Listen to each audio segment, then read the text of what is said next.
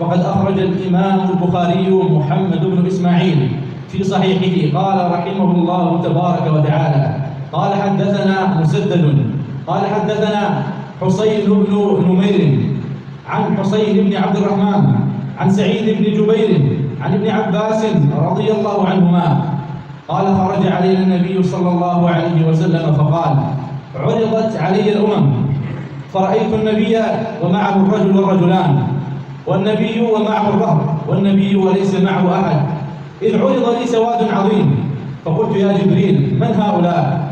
قال: ظننت أنهم أمتي. فقلت: يا جبريل من هؤلاء؟ قال: هذا موسى وقومه. قال: ثم رفع لي سواد أعظم، فقلت: من هؤلاء يا جبريل؟ قال: هؤلاء أمتك ومعهم 70,000 يدخلون الجنة بلا حساب ولا عذاب.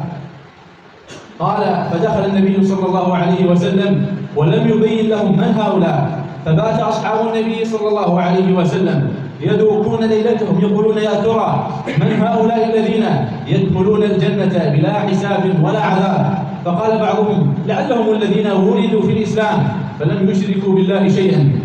ثم خرج عليهم النبي صلى الله عليه وسلم فقال: هم الذين لا يسترقون ولا يتطيرون وعلى ربهم يتوكلون.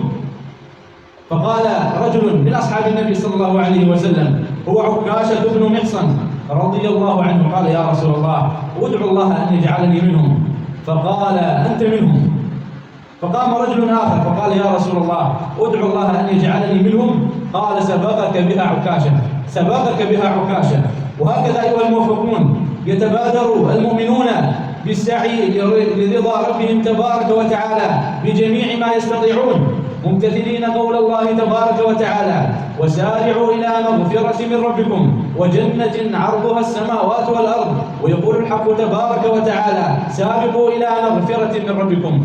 هكذا أيها الإخوة نتسابق في الخيرات، نتسابق في الطاعات لله جل وعلا، لا نتسابق في المعاصي والمنكرات، فإن الموفقون من عباد الله جل وعلا إذا ما نافسهم أهل الدنيا في دنياهم فإنهم ينافسونهم في أمر الآخرة. أين المتنافسون في أمر الآخرة؟ أين الذين همتهم بعلو الجبال لا ينظرون إلى السفاسف وإلى الدواني، ممتثلين قول النبي صلى الله عليه وسلم: إن الله يحب معالي الأمور وأشرافها ويكره سفسافها. يتنافسون فيما يرضي الله تبارك وتعالى، يتنافسون أيهم أطوع لله جل وعلا، يتنافسون أيهم أصوم لله تبارك وتعالى، يتنافسون أيهم أقرأ لكتاب الله تبارك وتعالى. إي والله هذا التنافس المبارك. لا يتنافسون في التجارات، لا يريد أن يوقع الضر بأخيه حتى ولو جره لمعاملات ربوية، يتنافس زعم في أمور الدنيا. أما الموفق فلا والله شأنه التنافس في الطاعات، شأنه التنافس في القربات، همته عالية كما قال القائل: فكن رجلا رجله في الثرى أو في الثرى وهامة همته فوق الثريا. أيها الإخوة، هذا الحديث العظيم المبارك الذي أخرجه البخاري رحمه الله من حديث ابن عباس رضي الله عنه فيه من الفوائد العظيمة، وفيه من الوقفات التي إذا ما توقفنا عندها صلح عندها أمر ديننا ودنيانا. جاء في بعض الروايات عن سعيد بن جبير قال: كنت عند حسين بن عبد الرحمن فقال: أيكم رأى الكوكب الذي انقض البارحة؟ قلت: أنا. ثم قلت: أما إني لم أره ولكني لدغت. لم يرد أن يمدح بشيء لم يفعله حتى لا يظن ظان أنه كان يقوم الليل فرأى ذلك الشهاب الذي سقط. قال: أما إني لم أكن في صلاة ولكني لدغت. قال: فما حملك أو ما صنعت عندما لدغت؟ قال: ارتقيت. قال: فما حملك على هذا؟ قال: حديث حدثناه الشعبي أن النبي صلى الله عليه وسلم قال: لا رقية إلا من عين أو حمى. فقال: قد أحسن من انتهى إلى ما سمع. هذه والله جملة عظيمة الفوائد. قد أحسن من انتهى إلى ما سمع. وهكذا يقول سفيان رحمه الله تبارك وتعالى، سفيان الثوري يقول: إن استطعت أن لا تحك رأسك إلا بأثر فافعل.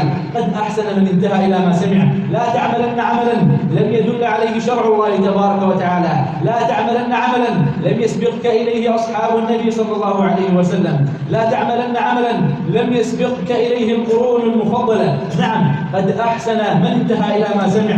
وهكذا أيها الإخوة نتنافس في طلب العلم حتى نكون دعاة إلى الله جل وعلا، حتى نكون ممن يرفعون راية هذه الأمة في وجه أعدائها، حتى تتحول هذه الأحوال الرديئة لأمة الإسلام التي تسلط عليها أعداؤها من كل حدب وصوب، حتى نكون أمة سائدة رائدة لا نتنافس في سفاسف الأمور.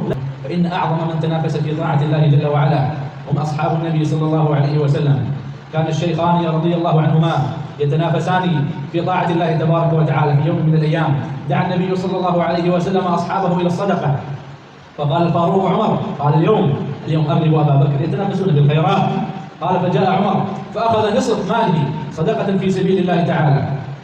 فلما ذهب وإذا بالصديق أبي بكر جاء بكل ماله صدقة لله تبارك وتعالى، فنظر عمر إلى أبي بكر فقال لن أسابقك بعد اليوم يا أبا بكر. هكذا أيها الإخوة يتنافسون في طاعة الله جل وعلا. الصديق أبو بكر الذي قال الله جل وعلا عنه ثاني اثنين إذ هما في الغار، الصديق رضي الله عنه الذي يقول النبي صلى الله عليه وسلم عنه كما عند البخاري: لو كنت متخذا خليلا لاتخذت أبا بكر خليلا. بما نال هذه المنزلة إلا بمسارعته للخيرات. عمر رضي الله عنه كذلك كان مسارعا للخيرات. ابن الخطاب يقول صلى الله عليه وسلم: ما راك الشيطان سالكا فجا إلا سلك فجا غيره. انظروا إلى أصحاب النبي صلى الله عليه وسلم. عثمان ابن عفان رضي الله عنه لما وقع المؤمنون المسلمون في ضيق وشدة في غزوة تبوك في ساعة العسرة، ما كان عندهم ما يتجهزون به، جهز 300 بعير بأحداثها وأقتابها قربة لله تبارك وتعالى، يتنافس في الخيرات. لما وقع المؤمنون في كرب وبلاء جاءته قافلة وهو كان صاحب تجارة رضي الله عنه، فجاء إليه التجار يريدون أن يشتروا منه هذه التجارة، فقال: بكم تدفعون؟ قال: كذا وكذا. فبدأ يزيد في السعر عليهم، يظنون أنه يريد مال.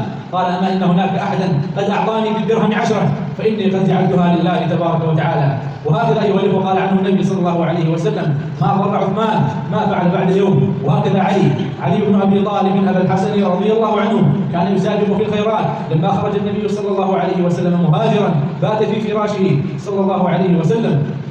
وهكذا قال عنه في غزوة خيبر: لأعطين الراية غدا رجلا يحب الله ورسوله ويحبه الله ورسوله. فكان المقصود علي بن أبي طالب رجل يحب الله ورسوله ويحبه الله ورسوله، ذلك الأسد العظيم الشجاع في ذات الله تبارك وتعالى علي بن أبي طالب.